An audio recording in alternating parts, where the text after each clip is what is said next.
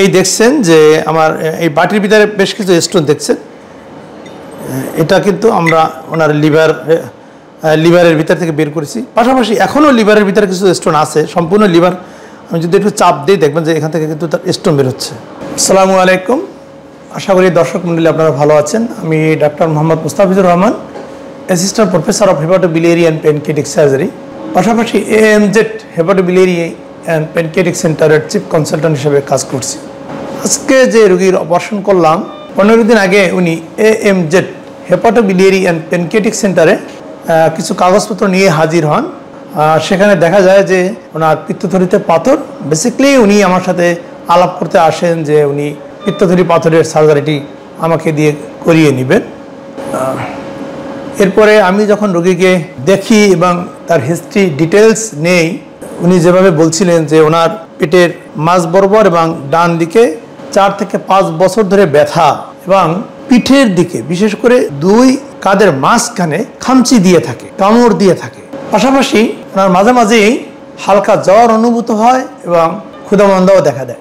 এই সমস্যাগুলো শুনে আমার মনে হলো যে ওনার শুধুমাত্র পিত্তথলিতে পাথর নয়, বরং হয়তোবা ওনার পিত্তনালী বা লিভারেও পাথর আছে।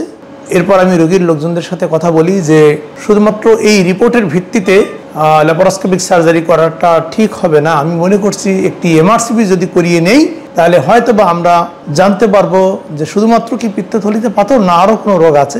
পরবর্তী আমি ওনাকে একটা MRCP করাই, সেখানে দেখা যায় ওনার লিভারের বাম অংশ পাথর দিয়ে লোডেড, ফুল লিভারের ভিতরে পাথর ভরে গেছে। আপনারা জানেন যে লিভারের 2টো অংশ, ডান এবং বাম অংশ।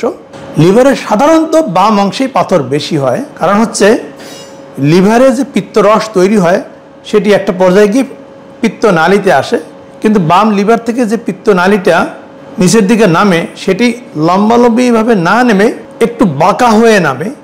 ফলশ্রুতিতে পিত্তরসটা নিচের দিকে নামতে কিছুটা বাধাগ্রস্ত হয়। এর কারণেই সাধারণত রোগীদের স্টোন বা পাথর বাম লিভারেই বেশি হয়।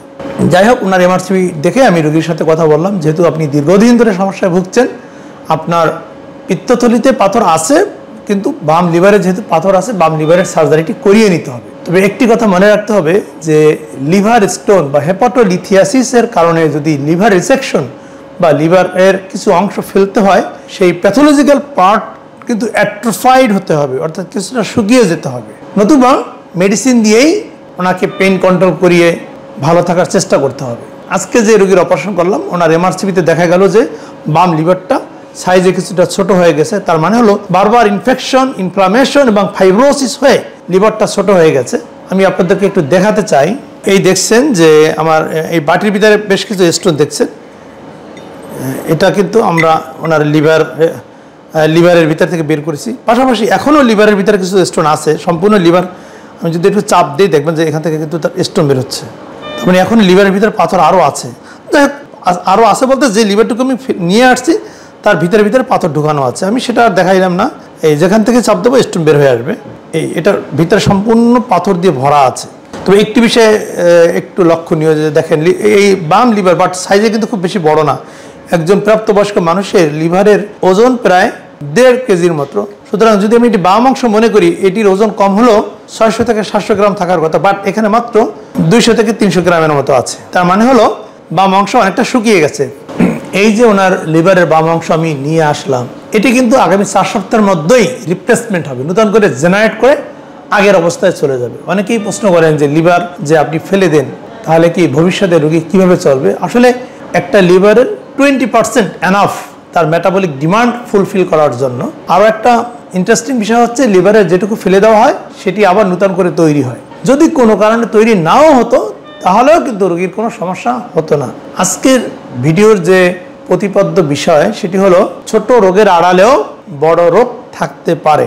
সুতরাং কোনো রোগ বা সমস্যা নিয়ে যখন আপনারা চিকিৎসকের কাছে যান, তারা হয়তোবা সেই রোগের আরও ডিপলি চিন্তা করে বেশ কিছু ইনভেস্টিগেশন দিতে পারেন। আপনারা অনেক সময় সমালোচনা করে থাকেন যে চিকিৎসকের কাছে গেলে তারা অযথা অনেকগুলো পরীক্ষা নিরীক্ষা দিয়ে থাকেন। আসলে অনেক সময় দিতে হয়, আর দিলে দেখা যায় যে অনেক রোগ বের হয়ে আসে। আমি প্রায়ই পেয়ে থাকি যে আমার চেম্বারে রোগী এসে বলে, স্যার আমার পিত্তথলির পাশাপাশি অন্য আর কোনো সমস্যা নেই। যখনই ওনার প্রেশারটা মাপা হয় দেখা যায় অনেক হাইপারটেনসিভ ডায়াবেটিস মাপা হলে দেখা যায় উনি ডায়াবেটিস আছে। অনেক সময় দেখা যায় থাইরয়েডের পরীক্ষা দিলে ওনার হাইপোথাইরয়েড আছে। তার মানে হলো অনেকগুলো রোগ থাকতে পারে, আর একজন চিকিৎসক হিসেবে সকল রোগগুলো খুঁজে বের করা তার দায়িত্বের ভিতরেই পড়ে। সুতরাং আপনি যে চিকিৎসকই দেখান না কেন তার উপরে আস্থা রাখুন। ভালো থাকুন। আল্লাহ হাফেজ।